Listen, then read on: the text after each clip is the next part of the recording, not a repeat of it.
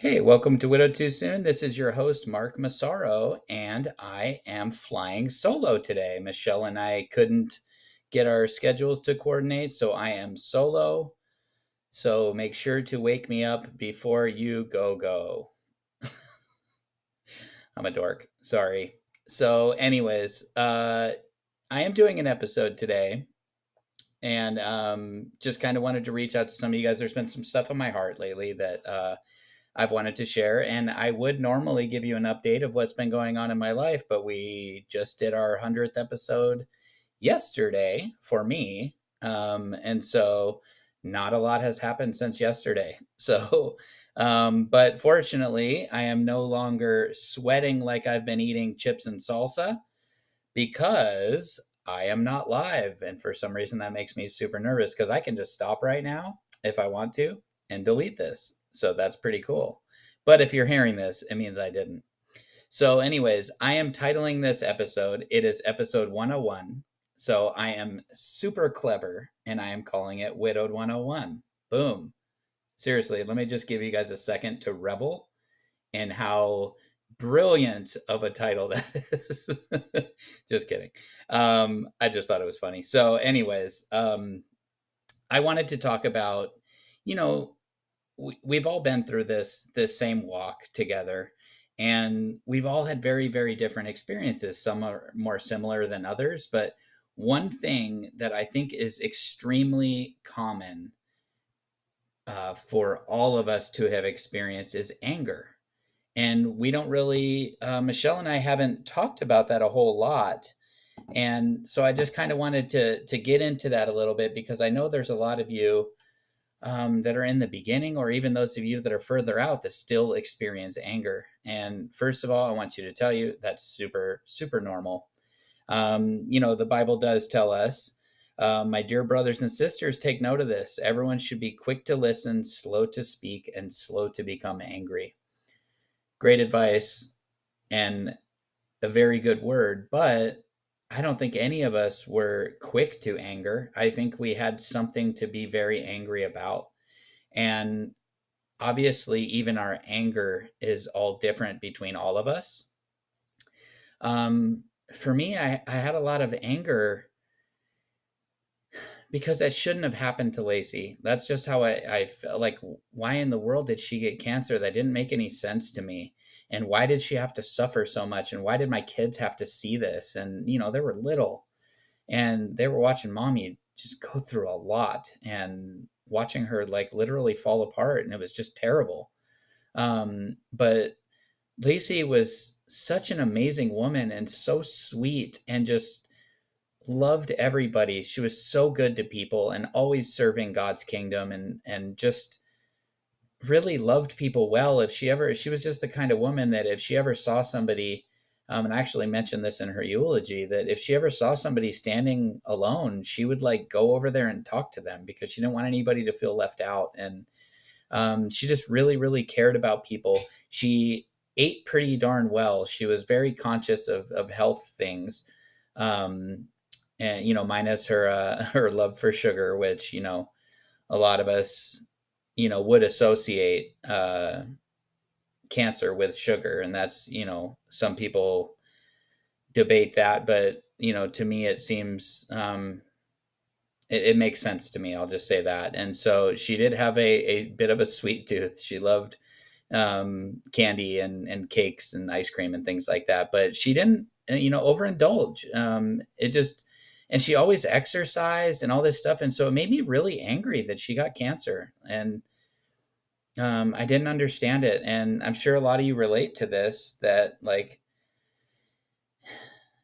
because of the different lifestyle that I had lived from her, it would have made sense to me if I got cancer. I wouldn't have liked it, of course, but it would have made sense to me. But that's just the thing about cancer, is that none of us, we don't really know for sure where it comes from. There's a lot of theories about there, from toxins that are in the air to toxins in the food we eat and all these different things that some people say that they know that that's where it comes from, but really like nobody actually knows how it actually, like why for some people it actually develops into, because we all have cancer cells in our body and our body fights them off. But for some people, at some point, uh, the cancer cells can't be fought off. And that's my understanding. Forgive me if that's not accurate. But I used to know all this stuff. And after Lacey died, I just chose to forget so much stuff. But that's what I feel like I remember. But anyways, so on to what we're talking about anger is like, that is a very, very normal feeling. And how do we deal with that? Well, I'd say, first of all, okay, so we have to know, going back to scripture, human anger does not produce the righteousness that God desires. So we should have a heart that wants to not be angry and accept that we are. I think that is the right posture of your heart to have, that you accept that you're angry. I accept it. I am angry. But you should have a desire not to be angry, I feel. And so how do you do that? Well, for me, it helped a lot that when I prayed to God, I told him how mad I was at him. I was so angry. I was so angry. Like, we had such a great life. Like, why did you allow this? And you have to remember, like, God can handle it. He's not going to scold you. And you have to see what a beautiful thing it is that even in your anger, you're still going to God. And I think he honors that. And, because I think the wrong approach that a lot of people take, that I have actually heard several stories of this happening, is people turn away from their faith. And that's, to be honest, I understand it. I never struggled with that. I never struggled with my faith. I saw too many things happen that let me know that God was there and that he was real. And there was no way that I could deny his existence just because I was angry. But I didn't understand. I did not understand why he allowed it. Like, I had this mindset of like, what did we do to deserve this? And I was reminded that we live in a fallen world and this is not our permanent home. That this is, in contrast to heaven, this is a terrible place that we have to live for the time being. And there's a lot of pain here and there's a lot of suffering. And that's the beauty of heaven. And what we have to look forward to is God's promise. And that when we do either get, and I'm not going to get into the specifics of what people believe, but either we get raptured or we die. But when we open our eyes in heaven, all of a sudden, there's no more death. There's no more anger. There's no more sin. There's no more sadness. There's no more sickness. There's no more struggles. And it's going to be a place of absolute perfection because we are in God's glory. And I feel like that's how you can kind of shift your mind away from the anger, is to become more heavenly minded and to constantly be looking forward to your eternity. It's hard to kind of wrap your mind around the idea of eternity, but can you imagine the feeling when we get there? That you just know that this amazing feeling that you have inside right now, this true peace like you've never experienced before in your life, that this is now forever. You did it.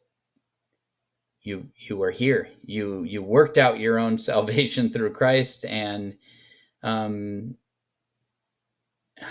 it's such a I just remember like longing for it, and obviously still do, but at that time it was like, Lord, like I just want to be where Lacey is. But we still have life to live. We're still here. And sometimes that's really hard. Sometimes we don't want to be here anymore. And so that's not something that's easy to talk yourself out of. So in those moments when you feel that, it rather than trying to talk yourself out of feeling that way, because that's very, very difficult. Something you can do is remind yourself that this is a temporary feeling, that even though I feel this way right now and it's heavy, I won't always feel this way. It does get easier over time. It's not easy. It's not easy. And for some people, it's a very different experience, that it gets harder over time. But still, if you're utilizing tools to help yourself, such as listening to podcasts, you're doing the right thing. You're trying to seek help, and that means you have a heart to seek help, and you're on the right path.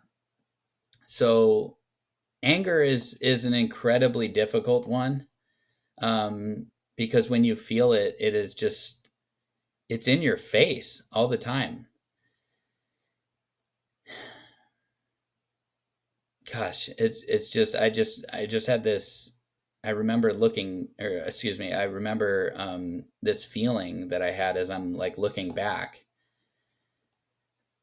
It was like rage, like that I just couldn't believe this was my life. And many of you will understand this, that I have two little kids that still want to play, and still want me to make them dinner, and to hang out with them, and to tell them stories, and to read to them and pray with them. And um you can't just tell these little kids like, sorry, I'm just too angry.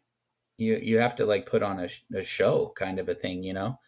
um but it is hard. It is very hard, and we all have our own different experiences. Some of you have older children, and that creates a whole nother layer of difficulty. Yes, it's very difficult with little kids, and then for very separate reasons, it's very difficult with older kids.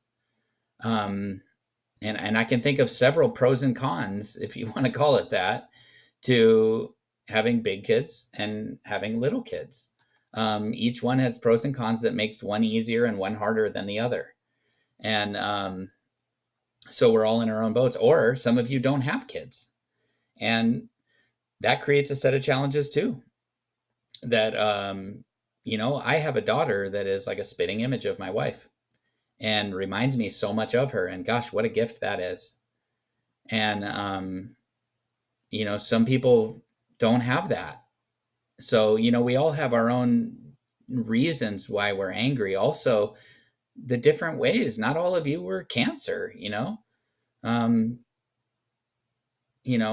like I've said on here before, for Tina, her husband left for work and never came home, and she struggled with a lot of anger too. And her anger was, it's very justified. Like it's justifiable and it's understandable. And sometimes we don't feel that, like, what would you call it, like a Christian feeling, I guess. Like, we don't want to hear about God allowing this for a reason, and all those things, because like you're grieving and you're angry, and like you don't want to hear about somebody trying to cheer you up. It's like the worst thing to hear when you're like angry and upset and grieving, and somebody's trying to like cheer you up and like write it off as if like you're overreacting or something. And especially when it's somebody who has no idea what you're going through, like no clue, but yet they seem to have all the advice in the world. And God bless them, and I appreciate, like Michelle has said, I'd rather somebody say something stupid than nothing. And because saying nothing is worse, pretending like nothing happened is worse, and that's what a lot of people do because it's awkward to talk about. But so I at least appreciated people saying something about it. But yeah, if people try to like downplay your grief and like, well, you'll see her again, or him or whatever, depending on your situation. Or we've gone through all of these before, just the ways people like downplay. They don't know they're doing it, of course, but they downplay what you're going through because they don't know how to deal with it. And so they're like, well, at least he lived a good life. Or and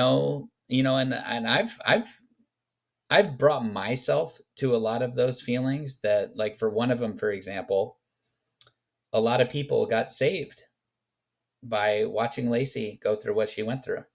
A lot of people got saved. A lot of people, I mean, I don't know how many. I know of at least two, but several people that made hints about. There were definitely a lot of seeds planted for non-believers, but I know of two people that gave their life to Christ through Lacey's trial, and that works for me now. That is very valuable to me now, and I tried to tell myself how valuable that was in the beginning.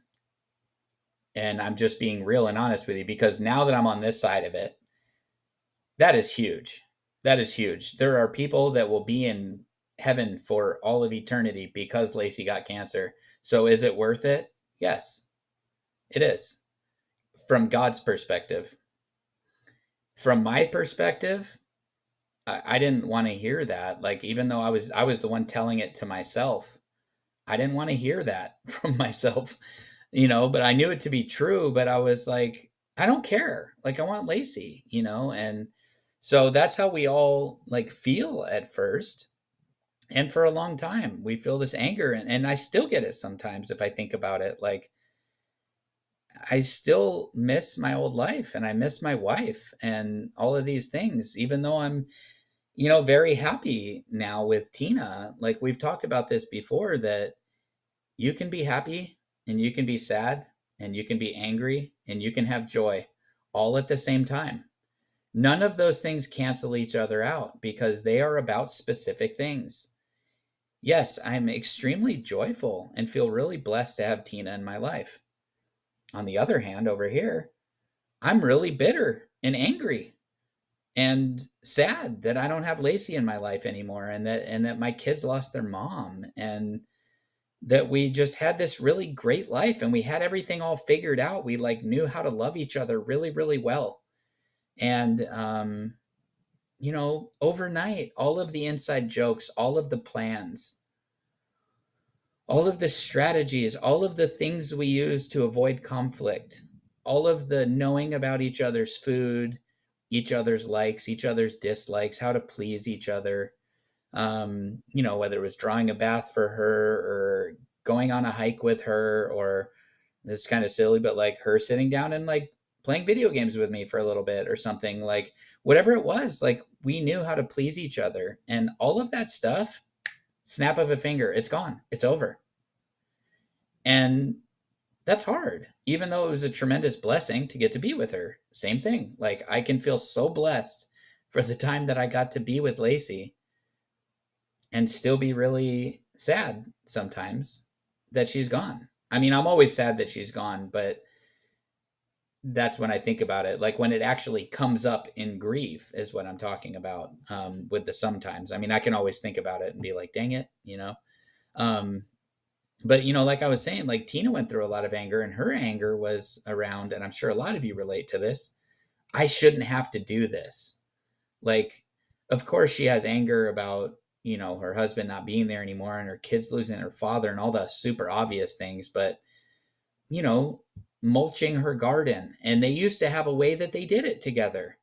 He would bring all the bags of mulch over and she would cut them open and dump them out. And I think they spread them around together. I don't remember the exact system they used, but she was trying to do the whole thing by herself. And I think it was like heavy or the wheelbarrow tipped over or something. And she just got mad and just slammed I think it was the bag of the mulch or the shovel or something, just slammed it on the ground out of anger.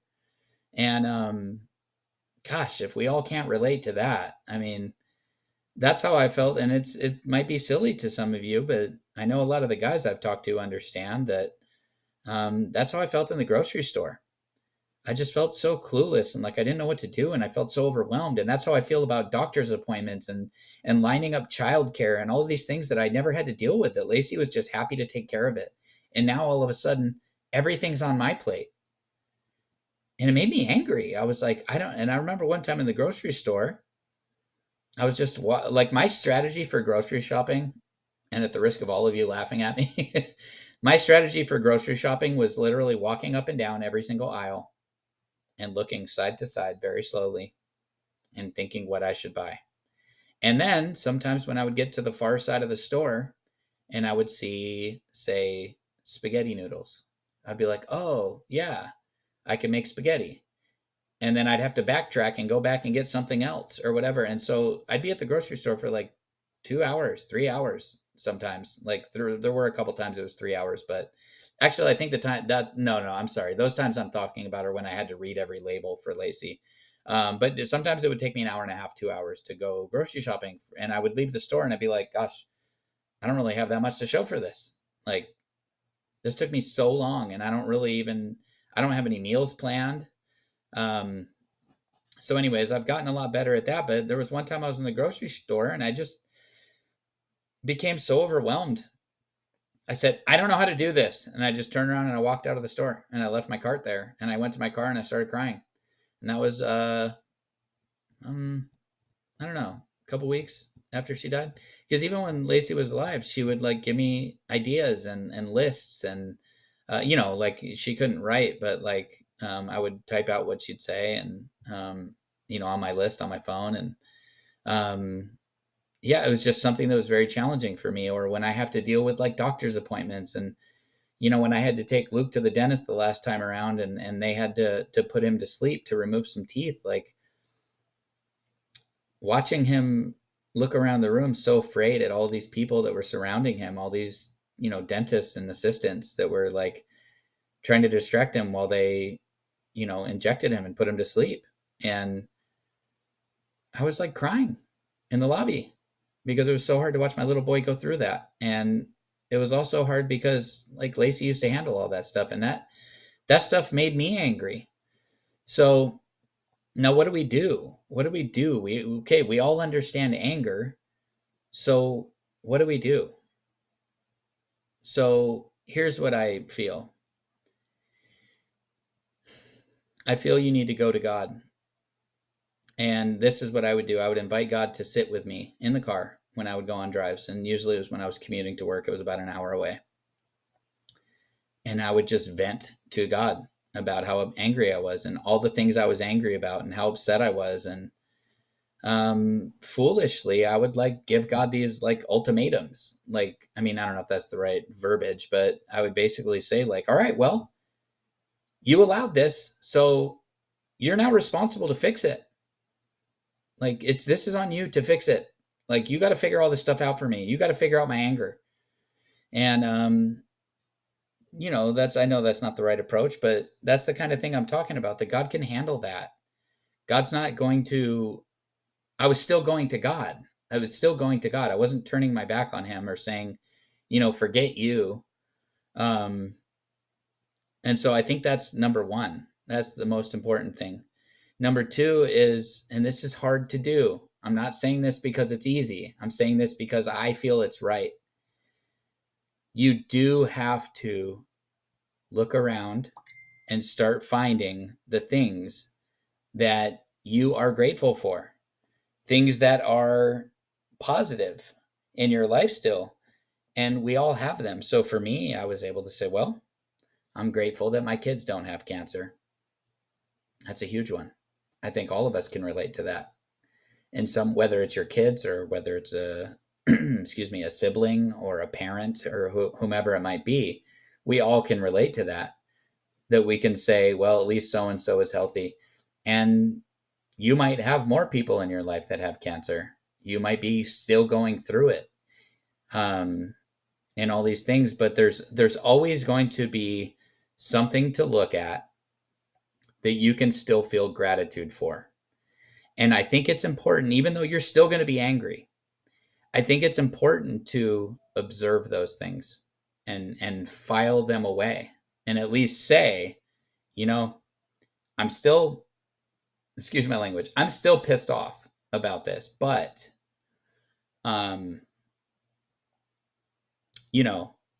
like at least this or at least that. And I can acknowledge that I'm still blessed in this way or in that way. I mean, I know this isn't everybody listening because we've, been listened to in 78 countries, but a lot of us can feel very blessed to live in the United States. Very few people throughout all of human history have lived in a free society. And I know there's a lot of free societies around the world. But just saying this in this day and age, Less than 1% of people, out of all the people that ever lived, have lived on Earth, less than 1% of people have lived in a free society. It's usually throughout all of history been under some kind of dictatorship or slave enslavement or imprisonment. That's how most people through history have lived. And gosh, what a blessing for most of us that we do live in a free society, that we do have freedom of religion, and that we're not being told what we can and can't believe. I mean, you know, who knows how long that's going to last?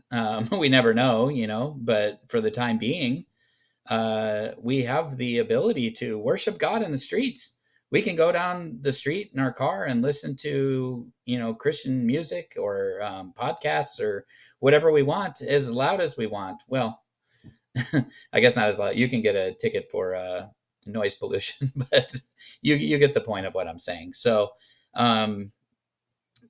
that's something that I think we all need to recognize, that there is still things to be positive about. No matter what you're going through, you can still find things to be grateful for.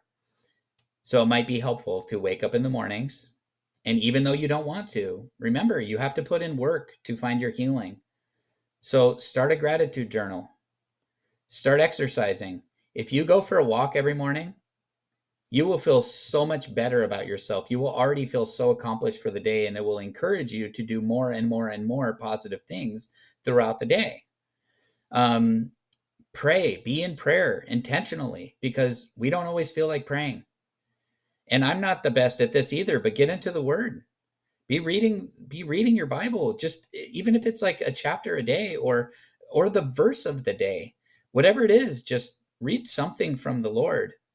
Ask him to speak to your heart, and pray. So it can be difficult, but there are things you can do. Don't surround yourself. This is a big one. I want you to hear this. Don't surround yourself with negative people. If you surround yourself with negative people, guess what's going to happen? You're going to feel negative. It's inevitable. It's going to happen. So you have to surround yourself with positive thinking people and suck that positive energy from them. Because you're going to feel two different things. When you go hang around with negative people, you're going to feel negative. If you go hang around with positive people, you're going to feel positive. It's going to rub off on you. They say that you are like the 10 people that you hang out with. So you want a positive circle of influence in your life. That's important. Attend church, hear from God, make choices that are going to make people say, wow, even though this person's angry and bitter and grieving, they're still going to God. What a testimony for the kingdom. We are all called to represent God's kingdom.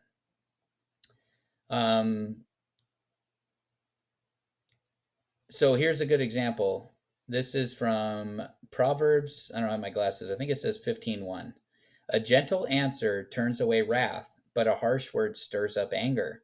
And so that's exactly what I'm talking about. If you feel people around you that are negative, that are always saying negative stuff, or you're always saying negative stuff, it's going to stir up anger inside of you. So here's some strategies you can do when you feel yourself. I just actually learned this recently because I struggle with anger. If you are feeling the anger coming on, slow down your breathing. Okay. Slow down your breathing, relax your muscles. Say it out loud. I'm angry. And then slow your words down. If you're talking to somebody, slow your words down. Talk like this, talk more calmly, and you will notice that you kind of calm down. You all have plenty to be angry about, so I don't want you to feel like I'm, not saying that you don't, but we all want to be moving forward in life, and you don't want to live the rest of your life angry. So anyways, that was my little episode to you guys today. I hope it helped. And I'm going to pray for us real quick. Lord, thank you so much for this ministry, and for all the people that you've brought to us and entrusted us with that actually still want to listen to us. And I pray that these words are a blessing to them, and you help all of us, those of us, Lord, that are still struggling with anger. We want to be good children, and we want to do what you want. It's in Jesus' name I pray. Amen. Well, I just want to thank you guys for listening to me blabber for 30 minutes about anger, but I hope this has been helpful for you guys. I know it's such a tough emotion. Anger is such a tough one, and we all struggle with it. You are not alone in that. And it's important to acknowledge your feelings. It's important to be aware of your feelings. And, try to smile. That's another thing that helps. Try to smile. If you smile, it's statistically proven to make you happier. And it also spreads joy. So try to smile, try to laugh. It's okay to laugh. Tina told me that, and I don't know if any of you tuned into the 100th episode last night, the live episode, but Tina mentioned that in the comments that we gave her permission to laugh. So I want to do that for all of you. It's okay to laugh. If something's funny, laugh. It'll make you feel better. Just a little bit, even if for the moment. It feels good to laugh. It is actual medicine. So anyways, so if you like this podcast, I'm going to switch it up. Give it a little bling, bling, 5 stars. Leave a comment, review. Follow us on Facebook, Instagram, as Michelle would say, all the places. I would love to tell you where you can email us, but I cannot remember because Michelle does all that. I think it's, I'm not even going to try.